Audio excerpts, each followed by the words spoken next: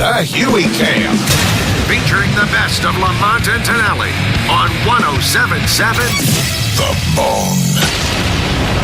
Chris Titus is in the studio with us this morning.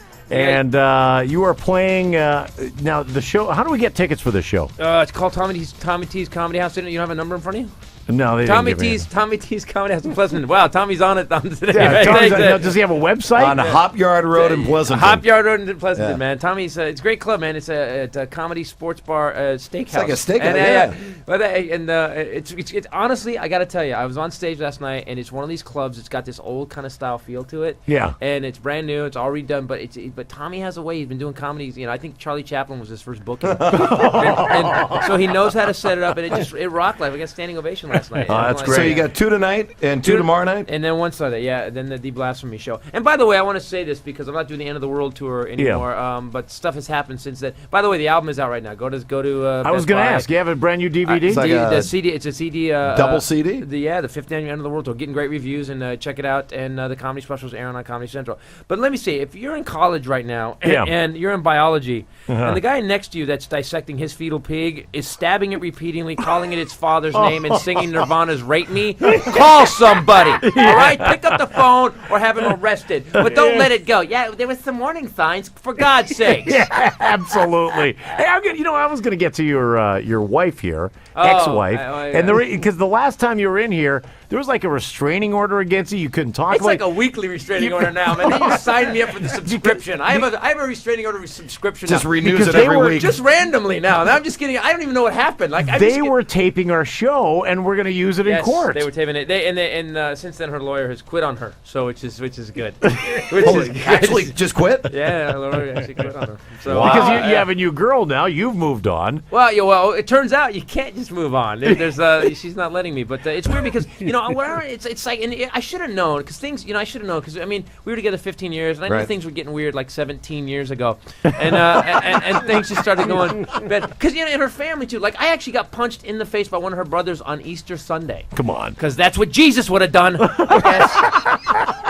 I mean, why do we stay with these people that just suck the life out of you, man? Because by the way, here's the thing: you'll stay with these people. You won't go to Starbucks and to get the wrong latte. You're like, whoa, barista, my inner retard. Barista, I would like to have the soy milk, like I said, my friend. Or I will be making the barista frappuccino. But you'll stay in the worst relationship. I mean, and your friends are like, dude, you should leave. No, man, she only stabbed me a little bit. But I wish you could order people like you order Starbucks. Just go on to Starbucks. I like a new woman. I would like her tall, extra hot, non-bitchy, shot of mocha, and non-fat.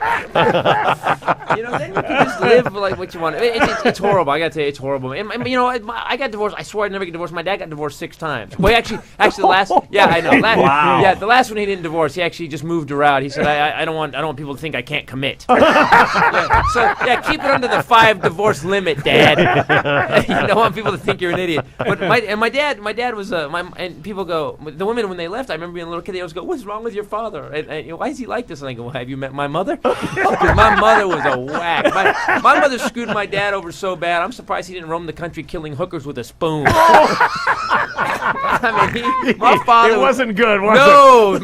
No. He was in the National Guard. This happened when I was... This is how I was conceived, by the way. By the way, their relationship was screwed before I was even conceived. Right. So my dad's in the National Guard, which means, my dad actually fought in the Watts riots. Yeah. Which means he defended 7-Elevens against rocks for a weekend. He actually got busted down from sergeant 3 times because it turns out you can't take your entire squad to the Holiday Inn pool and call it the mission. But if they ever need someone to invade a Courtyard in Marriott, my dad could be supreme commander. So my dad comes home from the National Guard one weekend, and they were married, and my dad's full of fire and margaritas, and my mom had moved out, hadn't told him, cleaned out their apartment, and left him with the rent. And she'd moved in with this reporter guy. For a local newspaper. Well, so my dad just kind of disappears, gets on with his life. 3 months later, she calls him again, because she's missing him. So he goes over to have that revenge sex, basically. That I'm going to show you how good you had it because you're never going to have it this good again sex. and so he goes over, and I guess they're doing it, and the guy that she was dating, the reporter, starts banging on the door. He's like, Nita, what are you doing? What are you doing? So my dad thinks, well, I can either either get up and be offended and leave, or I can be the offender. Yeah. So my dad starts going, yeah, you like it like that, don't you, baby? And then he's like, yeah, why don't you report this? And he's yelling out at the guy. So he gets done, zips his shirt in his fly, and leaves. And then 3 weeks later, my mom calls and says she's pregnant with me. So I was conceived during revenge sex. Yes. And I remember my dad waited till I was older. And he told me this story. And I remember just sitting there. You think he shared that story? Yeah, my dad told me. He's like, That's the I best. don't get those really nice. You remember when your grandfather and you held you in his arms? I get that story. And my dad goes, I thought I was getting even with her, and she gave me you. I was like, wow, thanks, Dad. Yeah, people wonder why I'm the way I am. So, growing up, did you have like a dog or anything? Did you have like a normal? I had a dog. Did you have like a normal family? Did you have like? Define normal, man. Because my mom. You were revenge sex. Yeah, I was for right, God's no, sake. man. We'd have to redefine normal. Yeah.